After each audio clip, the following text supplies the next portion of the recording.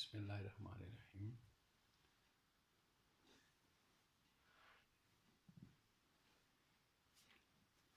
یہ 15واں سپارہ جو ہے سبحان الذی اسریٰ بعبدہ سے، اسی کے اینڈ پہ یہ واقعہ جو ہے وہ ہے حضرت موسیٰ علیہ السلام کا اور حضرت خضر علیہ السلام کا۔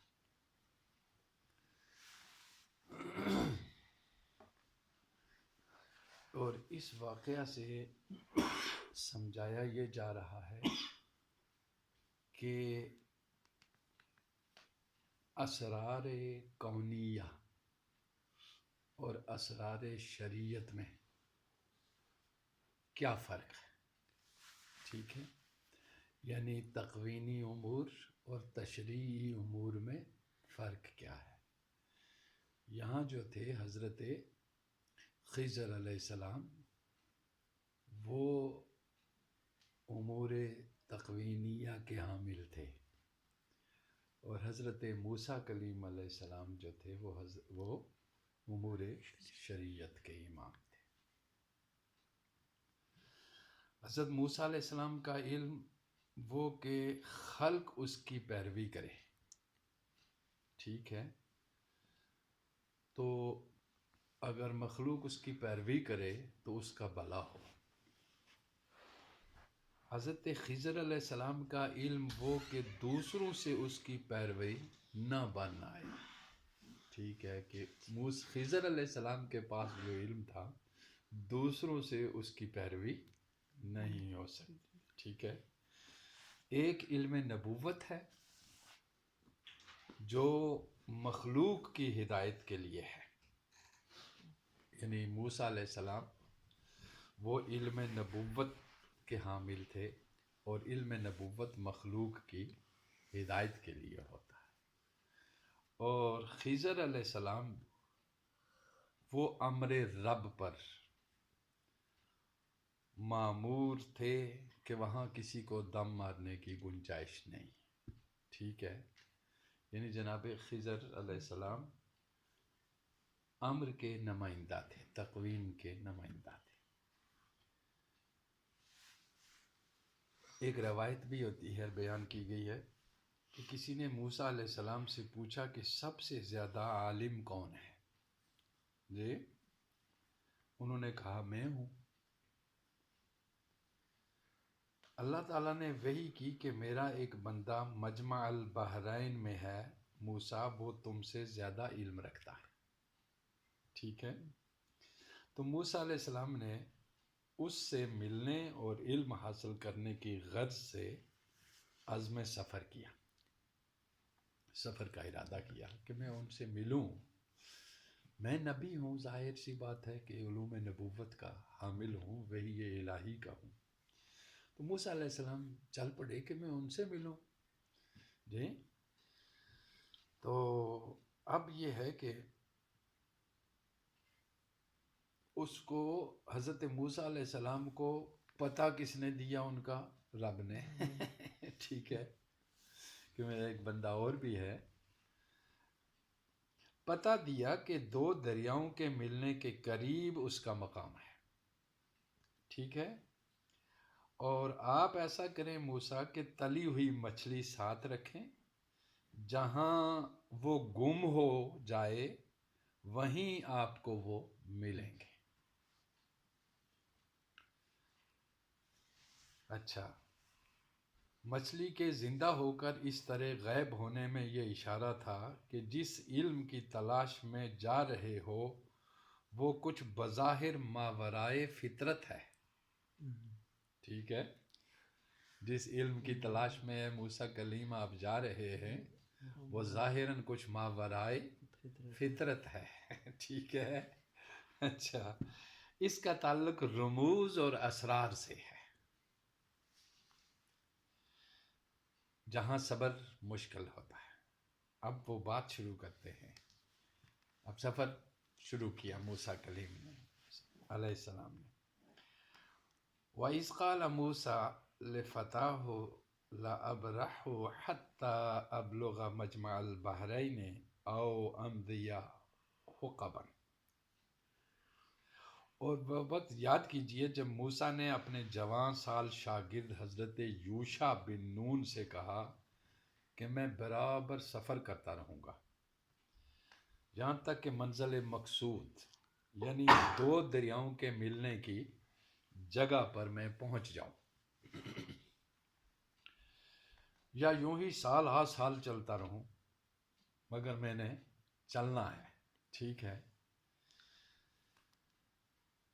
تلی ہوئی مچھلی حضرت یوشع بن نون کو پاس تھی کہ یہ پاس رکھنا ان کے حوالے کی، اور اس ہدایت کے ساتھ کہ مچھلی کا برابر خیال رکھیں، اور پیغمبرانہ عزم اور اشتیاق کے ساتھ نکل کھڑے ہوئے کہ چلو میرے ساتھ ہی یوشع، مگر اس مچھلی کا خیال رکھنا۔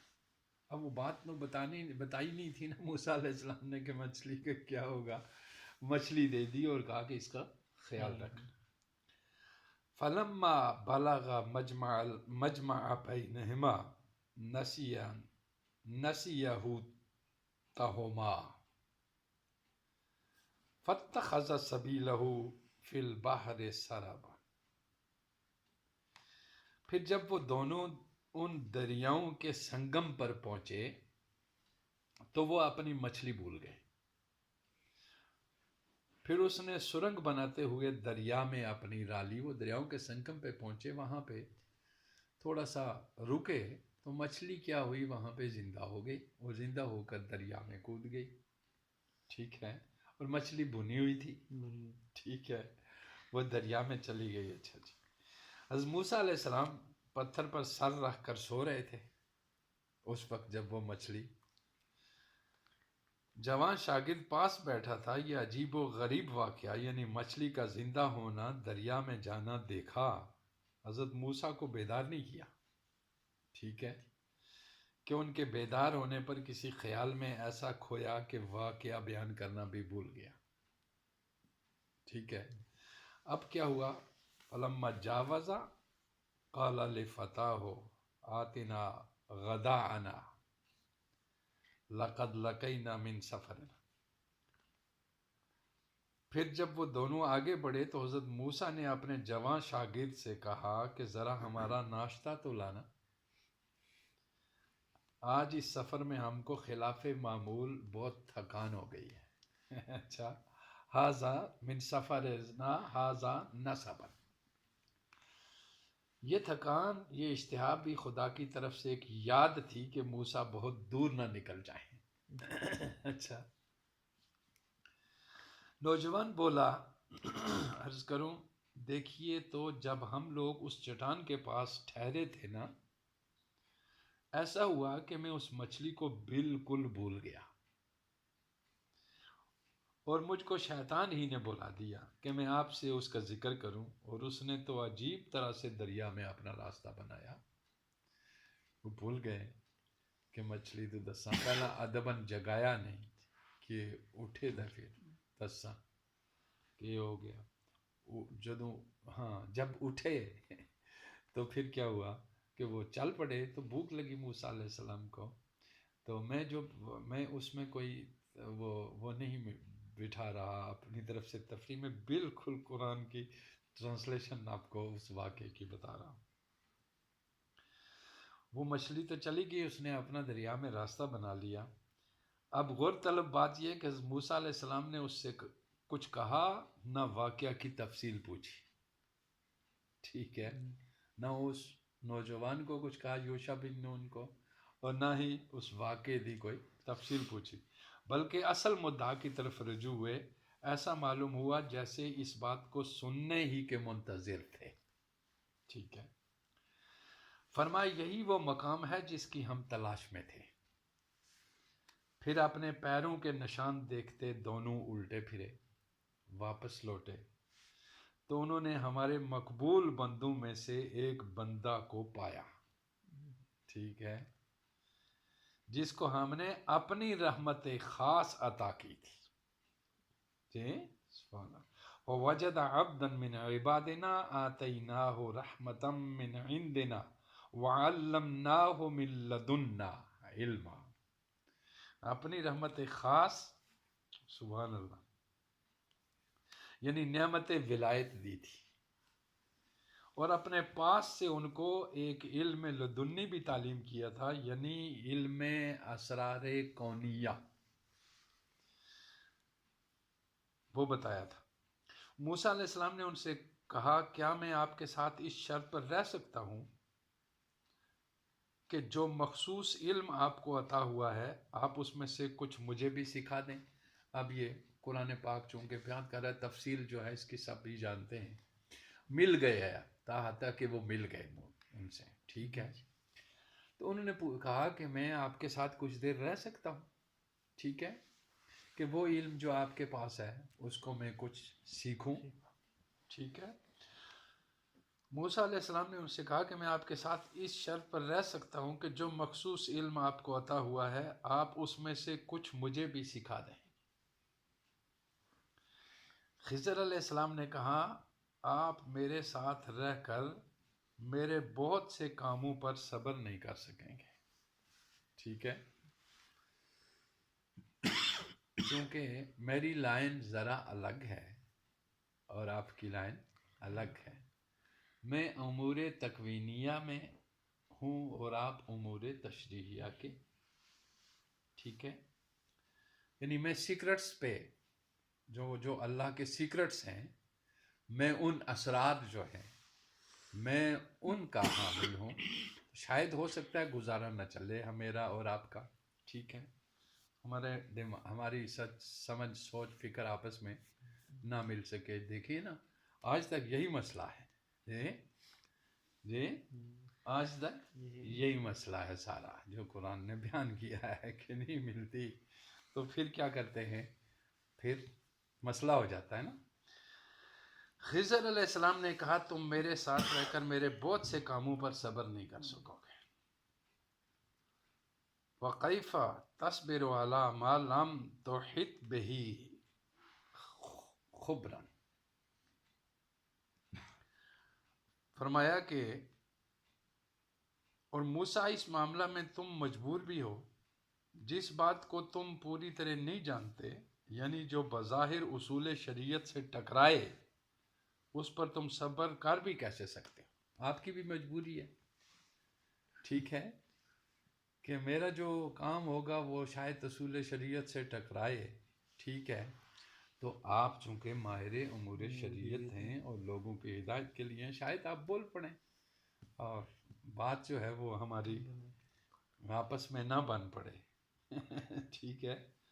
کیا صوفی و ملا کو خبر میرے جنوں کی، کیا صوفی و ملا کو خبر، اس کا تو سر دامن بھی ابھی چاک نہیں ہے، اچھا ٹھیک ہے، ہاں،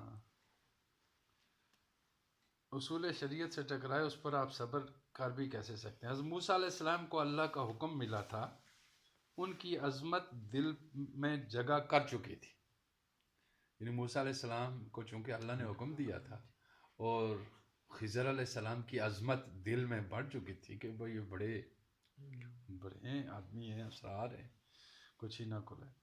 ہر چند اپنی شریعت پر معمور تھے لیکن اس علم کے بھی خواہاں تھے جسے اللہ نے رحمت اور علم لدنی فرمایا تھا، ٹھیک ہے، کیا بات ہے۔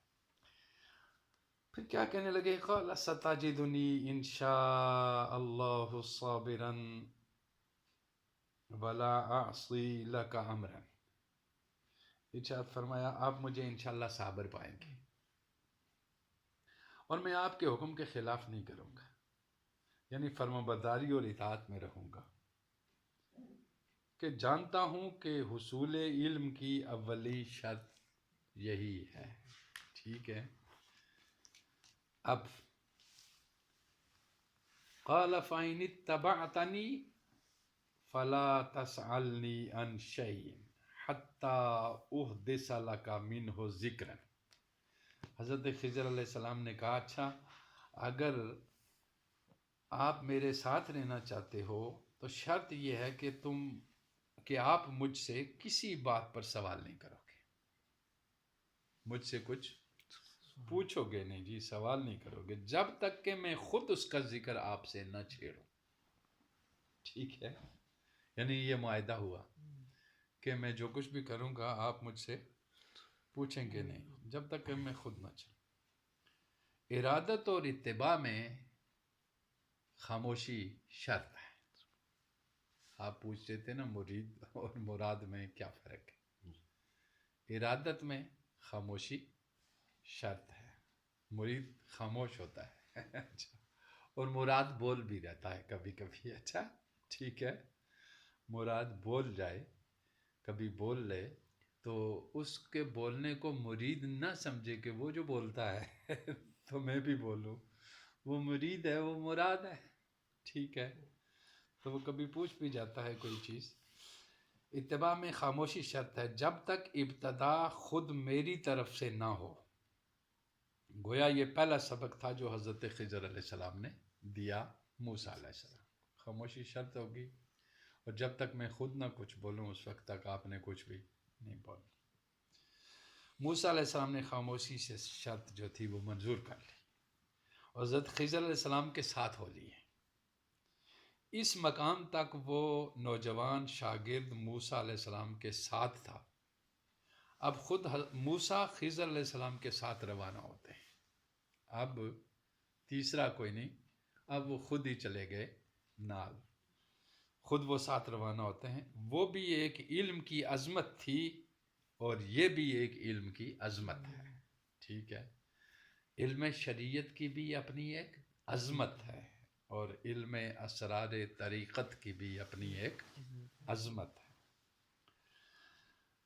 دونوں فانطلقا، دونوں روانہ ہو گئے، چل پڑے، حتی اذا رقبا فی السفینۃ خرقا، دونوں روانہ ہوئے یہاں تک کہ جب کشتی میں سوار ہوئے، دریا پار کرنا تھا، ایک کشتی میں سوار ہوئے تو اس نے یعنی خضر علیہ السلام نے اس میں سوراخ کر دیا جی، خضر علیہ السلام نے کشتی میں کیا کر دیا؟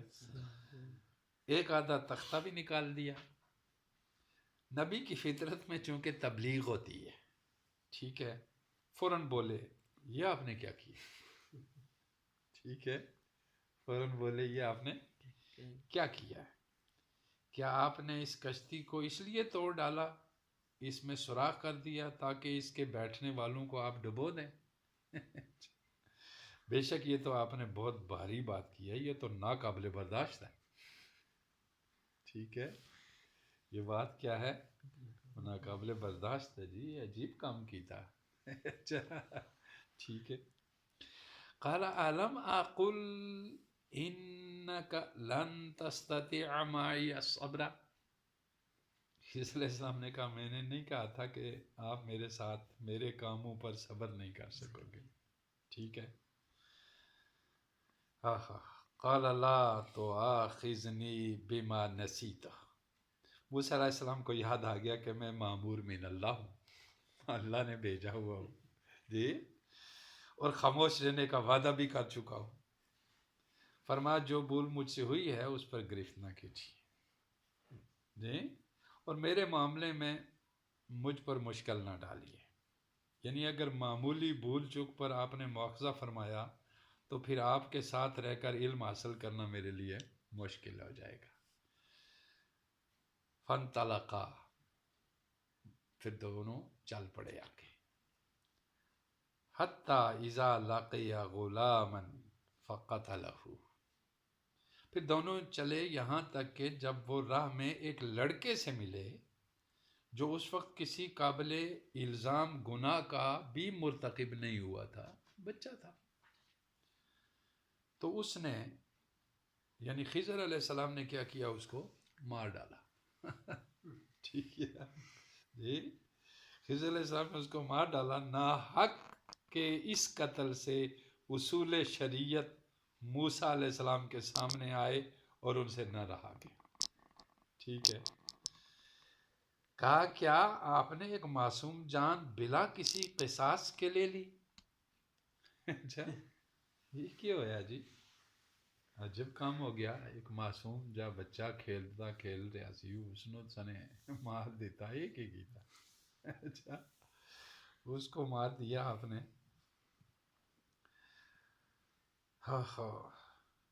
بے شک یہ تو آپ نے بڑی بے جا حرکت کی ہے۔ اچھا، موسیٰ علیہ السلام یہ بڑی بے جا حرکت ہے، ایک ایک ہی تھا جی، اس پر تو سب ہی ملامت کریں گے جی، اس پر سب لوگ کیا کریں گے؟ ملامت کریں گے۔ دیکھو چنگا بھلا بچہ چھوٹا جا کھیلدا، دیکھو اس میں مار چھوڑیا۔ اچھا آگے پھر قال الم اقل لکم انک لن تستطیع معی صبرا، حضرت خضر نے فرمایا کیا میں نے تم سے نہیں کہا تھا کہ اے موسیٰ کلیم تم میرے ساتھ رہ کر صبر نہیں کر سکو گے؟ یہ دوسری بار تھی، یہ دوسری بار تھی۔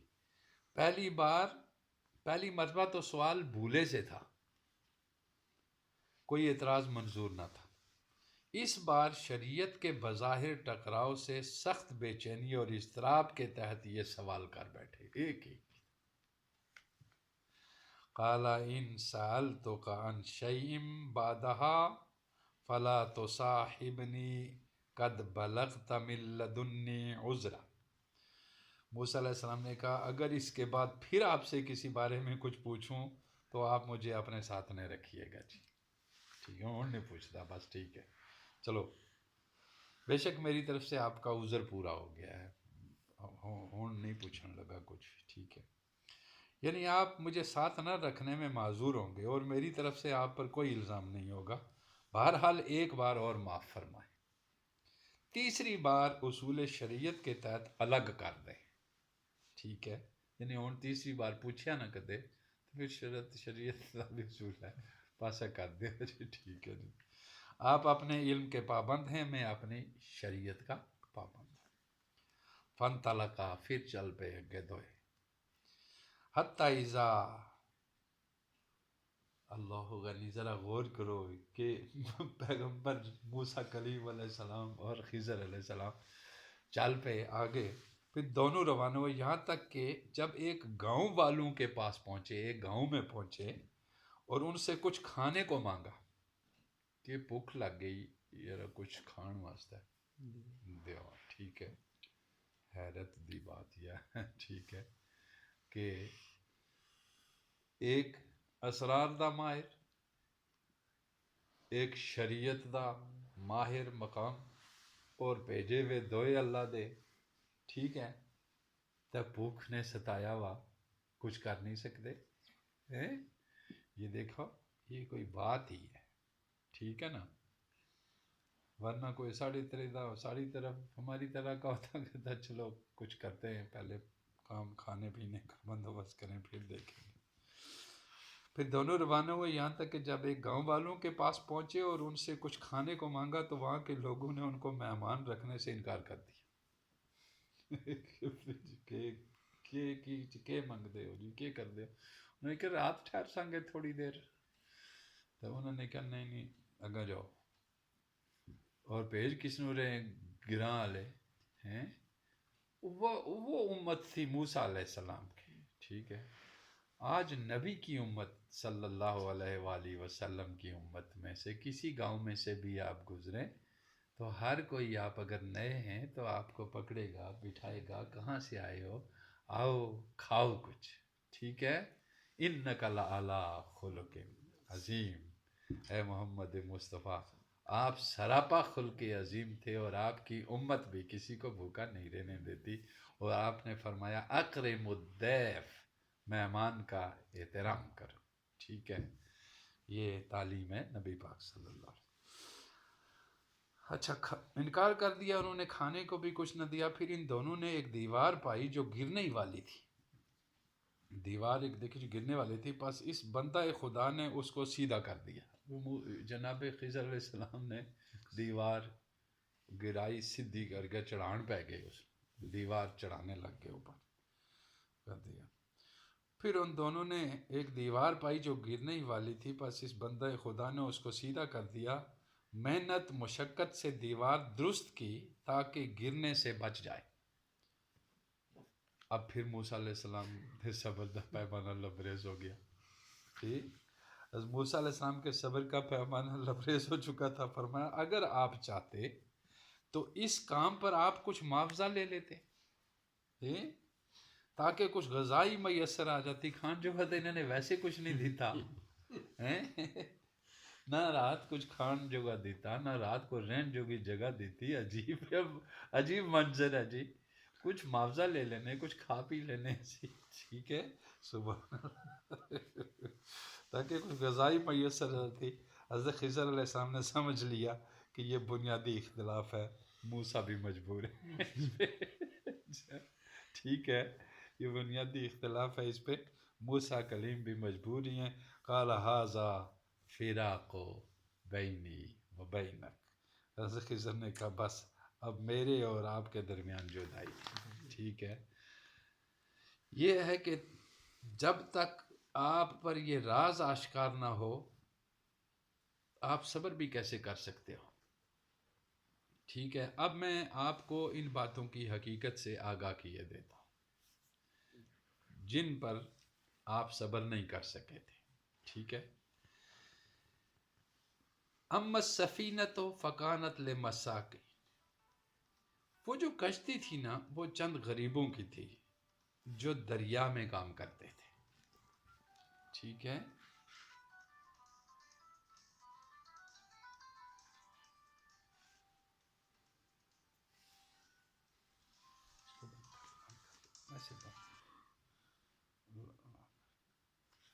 اچھا, وہ جو کشتی تھی نا وہ کس کی تھی؟ چند غریبوں کی تھی جو دریا میں کام کرتے اور اسی سے روزی حاصل کرتے. میں نے چاہا کہ اس میں نقصان کچھ نقص پیدا کر دوں, اور بات یہ تھی کہ جدھر ان کو جانا تھا نا آگے, ان کے آگے کی طرف ایک بادشاہ تھا کہ ہر ثابت کشتی کو زبردستی چھین لیتا تھا. اس طرح یہ کشتی اس کے ہاتھوں سے بچ جائے گی اور ان کے رزق کا یہ سہارا باقی رہے گا. آپ تو اللہ کے حکم کے مطابق تشریعی طور پر لوگوں کے کام سنوارتے ہیں اور ہم تکوینی طور پر بمنشائے ایزدی لوگوں کے تکوینی امور کی اصلاح کرتے ہیں. اب آپ سمجھ گئے, کچھ لوگ ماہر ہیں امور تشریعیہ کے اور کچھ ماہر ہیں امور تکوینیہ کے. وہ جو امور تکوینیہ کے ماہر ہیں ان کے سیکرٹس ہوتے ہیں کچھ, وہ ایک انٹیلیجنس ہوتی ہے اللہ تعالیٰ کی. اچھا ٹھیک ہے, ہاں, سارے نو ایک ہی لاٹھی نال نہیں ہکنا چاہیے. ٹھیک ہے نا, ہر کوئی اپنے اپنے کام پر ہے. ٹھیک ہے, لگا ہوا ہے, اس میں لگا رہنے دیا کرو. اچھا, کشتی کو زبردستی چھین لیتا, اس لیے میں نے اس طرح اس کشتی کے اس کے ہاتھوں سے بچ جائے گی اور ان کے رزق کا یہ سارا باقی رہے گا. تو آپ نے جو کیا ہے آپ بھی مجبور تھے اور میں اپنے کام پہ مامور تھا. ٹھیک ہے, یعنی انہوں نے کوئی اعتراض نہیں کیا, آپ نے کہا نہیں آپ کا کام ہی وہی ہے جو آپ کر رہے ہیں. ٹھیک ہے نا.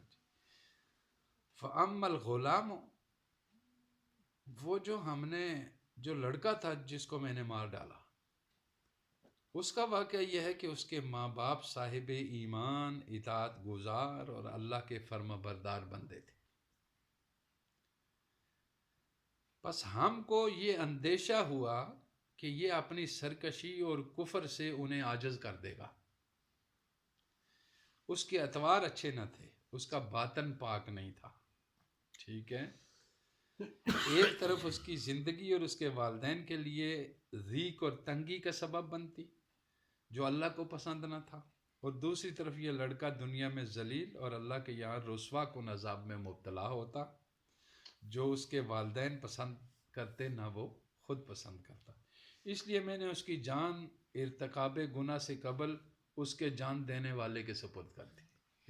ٹھیک ہے, جسے جان دینے والے کے سپرد کر دی. پھر یہ سمجھ کر کے اولاد کی موت پر ماں باپ کو غم ہوگا تو ہم نے چاہا کہ ان کا رب اس کے بدلہ میں ان کو اس سے بہتر ایسی اولاد دے جو قلب کی پاکیزگی میں اس سے بہتر اور والدین کی اطاعت اور محبت میں اس سے بڑھ کر ہو. تو یہ ہم نے چاہا. ٹھیک ہے, ہم نے چاہا. ٹھیک ہے,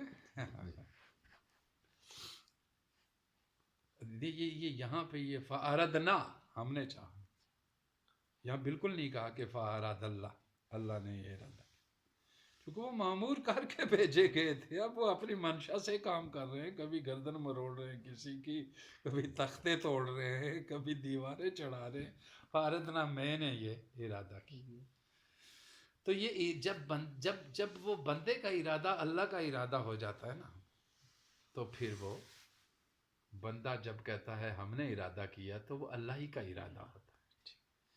ہم نے چاہا کہ ان کا رب اس کے بدلہ میں ان کو اچھی اور بہتر اولاد عطا فرمائے، تو محبت اس سے بڑھ کر وہ کرے۔ تو یہ تھا دوسرا سبب اس بچے کو مارنے کا، ٹھیک ہے۔ فَأَمَّا الْجِدَارُ فَكَانَ لِغُلَامَيْنِ يَتِيمَيْنِ فِي الْمَدِينَةِ وَكَانَ تَحْتَهُ كَنْزٌ لَهُمَا وَكَانَ أَبُوهُمَا صَالِحًا، ٹھیک ہے۔ فَأَرَادَ رَبُّكَ، اب دیکھیے اب بات آئی، اور وہ جو دیوار تھی تو وہ شہر کے 2 یتیم لڑکوں کی تھی، اور اس دیوار کے نیچے ان دونوں کا مال مدفون تھا، خزانہ تھا، اور ان کا باپ بڑا نیک آدمی تھا، ان کا باپ بڑا نیک آدمی تھا۔ روایات میں تفاسیر میں آتا ہے کہ یہ ان کی کوئی ان بچوں کی کوئی 7ویں پشت میں تھا کوئی نیک آدمی، ٹھیک ہے۔ ابو اس کے لیے اشارہ کیا ہے کیونکہ پشتوں میں کوئی نیک آدمی تھا۔ آہا،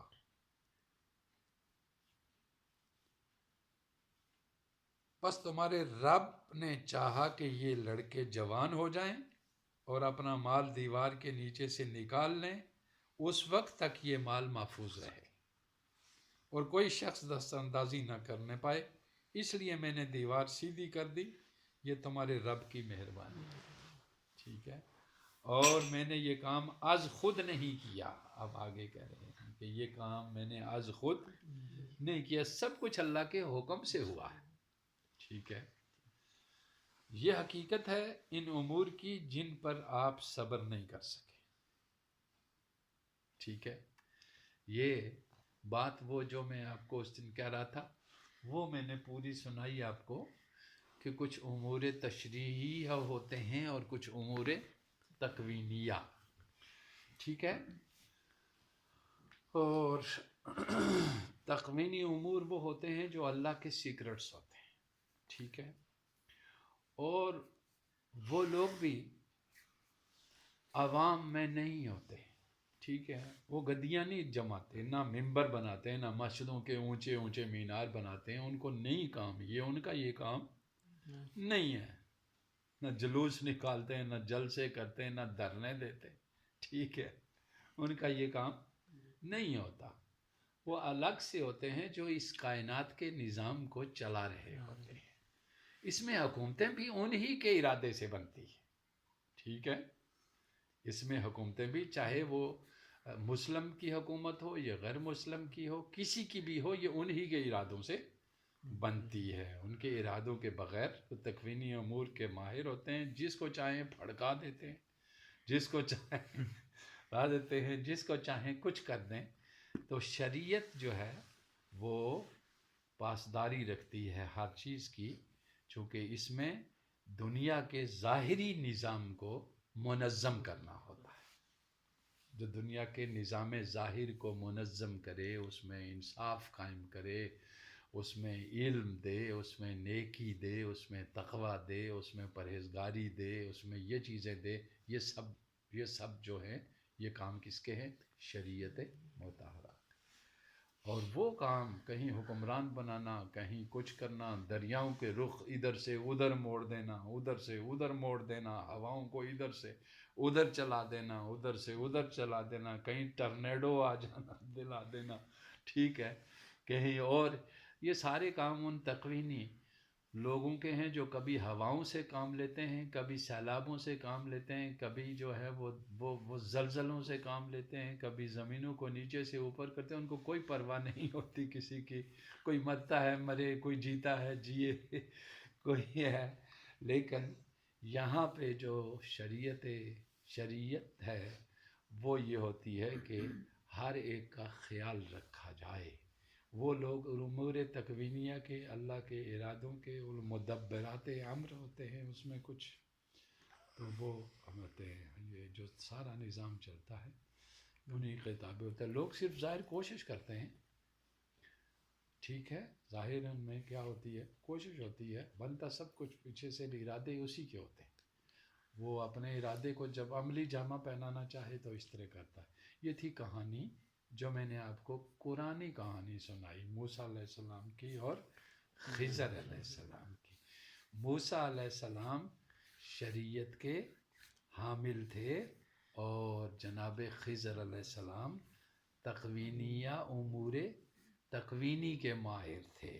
تقوینی امور ان کو کہتے ہیں کہ کائنات کا نظام چلانا یہ ان لوگوں کے کام میں ہوتا ہے، ٹھیک ہے.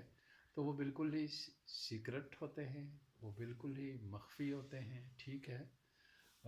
اب دیکھیے نا، عام آدمی تو کہاں ان کو تلاش کر سکتا ہے. اللہ نے نشاندہی کی کہ وہ ہے ایک، لیکن جاؤ اس مچھلی بھون کے لے جاؤ، اور مچھلی بھونی ہوئی یعنی روسٹ کی ہوئی مچھلی اس وادی میں پہنچی جس وادی میں وہ بندہ رہتا تھا، تو اس وادی میں مردہ مچھلی زندہ ہو گئی ٹھیک ہے.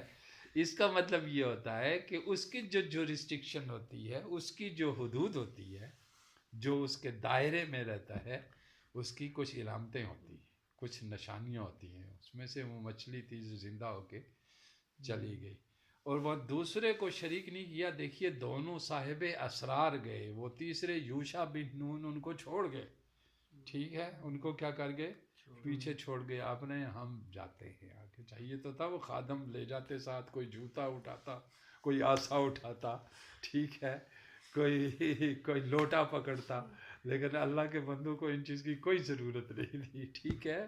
وہ اکیلے سفر کرتے ہیں، جہاں پہ بھی جاتے ہیں بہت زبردست طریقے سے سفر کرتے ہیں، ٹھیک ہے. یہ کہانی تھی آپ کے لیے، میں کہانی سنا رہا تھا آپ کو، اور یہ بہت اچھی کہانی تھی، ٹھیک ہے. اور اس کہانی سے بہت سارے راز ملتے ہیں، اور خصوصی چیز اس میں سے یہ ملتی ہے کہ اللہ تعالیٰ نے اس کائنات میں ہر ایک کو الگ الگ چیزوں کا حامل بنایا ہے، ٹھیک ہے. اور اس کی ہر ایک سے اس کی الگ الگ شان ظاہر ہوتی ہے، ٹھیک ہے. کوئی کسی سے کچھ، کسی سے کچھ. اور موسیٰ علیہ السلام کے دل میں ذرا سا خیال آیا کہ یہاں پہ کوئی بھی مجھ سے بڑا عالم نہیں ہے. پروردگار نے فرمایا نہیں ہیں. میں بھی کہ خضر علیہ السلام کے دل میں بھی آتا کہ شاید کوئی اور نہ ہو، تو اللہ ان کو بھی بھیج دیتا کہ ایک اور ہے. تو فوق کل ذی علم علیم. یہاں کوئی جاننے کا دعویٰ نہ کرے کہ میں جانتا ہوں سب کچھ، آؤ مجھ سے پوچھو، یہ میں نہیں ہے. یہاں ہر دوسرا کوئی نہ کوئی جان رہا ہوتا ہے کچھ نہ کچھ، مگر وہ اس پہ بیان کرنے کے لیے وہ معمور نہیں ہوتا کہ وہ ڈگڈگی بجاتا پھر. خاص کر کے اللہ کے وہ بندے جو اس کے رازوں اور اسرار سے آگاہ ہیں، وہ اپنے لگے رہتے ہیں. اور وہ ذرا سا بھی جو ہے نا، اس کی مثال ہے یہ ہمارے جو سیکرٹ ادارے ہیں، وہ اپنی اپنی لگا رہتے ہیں. یہ اسی کی نیابت ہے. یہ سیکرٹ جو ہماری ایجنسیز ہیں، یہ اسی کی نائب ہیں. وہ جو اسرار ادھر ہوتے ہیں یہ ان کی ہی ایک دنیا میں. یہ کائناتی نظام جو ہے یہ بالکل اس نظام کے تحت چل رہا ہے، ٹھیک ہے. تو اللہ تعالیٰ ہم کو قرآن کی یہ تعلیمات جو ہے نا، اس کو سمجھنے کی توفیق دے. یہ بڑی زبردست روشن تعلیمات ہیں. اور اس میں ایک اور بھی آج کل تھا، ایک اور چلتا ہے، جیسے وہ 3D ایک سسٹم چل رہا ہے جس پہ یہ 3D ایک نیا، یعنی آپ یوں محسوس کرتے ہیں حالانکہ وہاں پہ وہ جگہ ویسی نہیں ہوتی، ٹھیک ہے، وہ جگہ ویسی نہیں ہوتی جیسی 3D میں. وہاں آپ اپنے آپ کو وہاں محسوس کرتے ہیں جبکہ آپ وہاں نہیں ہوتے، ٹھیک ہے، جبکہ آپ وہاں نہیں ہوتے. آپ سمجھ گئے نا؟ تو اسی طرح اس جگہ سے اگلی جگہ جانے میں آپ ایک 3D سسٹم میں داخل ہو جائیں گے حالف برزخ میں. اچھا لیکن یہ 3D نہیں ہے, وہ 100D سے بھی کچھ اوپر ہے. اچھا ٹھیک ہے, یہ 3D ابھی آگے جائے گی, کوئی 4D, پھر 5D, پھر 6D, پھر 7D. وہ جو آگے ہے اس اگلے عالم کو آپ کہہ سکتے ہیں. میں ضروری نہیں کہ میں یہ کہہ رہا ہوں کہ وہ 3D سسٹم ہے, مطلب وہ اسی طرح کا ہے اور بہت ہی سیکرٹ سسٹم ہے. ٹھیک ہے, وہاں آپ اصل کائنات میں نہیں ہوں گے, اصل میں ڈے آف ججمنٹ کے بعد جائیں گے. لیکن اس 3D 4D یا 100D سسٹم میں آپ یوں داخل ہوگے, آدھے ادھر ہوں گے آدھے ادھر ہوں گے. ٹھیک ہے, لیکن آپ داخل ہو جائیں گے اس میں, وہاں پہ معلوم یہ کریں گے کہ آپ کوئی کسی کہ ہم اندر ہے. کوئی جو آگ جہنم کا کنسپٹ ہوگا, کسی کا ذہن اور دل اور دماغ جہنم بنا ہوگا نا, یہاں جہنم دل اور دماغ بنا ہوگا, یہاں جو جہنم بنا رکھتے ہیں نا دوسروں کے لیے زندگی کو, وہ لازمی طور پہ اپنی وہ جہنم ساتھ لے کے جائیں. اور یہاں جو جنت بنا رکھتے ہیں اپنی زندگی کو اور دوسروں کی زندگی کو, لازمی طور پہ وہ سسٹم ان کو جنت. اب وہ جو ہی ادھر داخل ہوں گے وہ سمجھیں گے ایک دم سے, حالانکہ وہ وہاں پہنچے نہیں ہوں گے جنت میں, لیکن وہ سسٹم ایسا ہوگا. میں پھر یہ کہتا ہوں, میں لفظ استعمال کر رہا ہوں, یہ 3D کا سسٹم ہے, میں نے مطلب وہ پتہ نہیں 1000D ہے یا کیا ہے یہ پیرلل. لیکن یہ سائنس اور روحانیت یہ بالکل پیرلل سفر کر رہی ہے. ٹھیک ہے, سائنس اور روحانیت یہ پیرلل سفر کر رہی ہے, بالکل ساتھ ساتھ سفر کر رہی ہیں. مادہ بھی ساتھ جا رہا ہے اور سول بھی ساتھ ساتھ جا رہی ہے. ایک دن میں بھی کہ آگے پھر مادہ جو ہے وہ سول میں بدل جائے گا جیسے میٹر. اور بس یہی کچھ ہے کائنات میں. Thank you.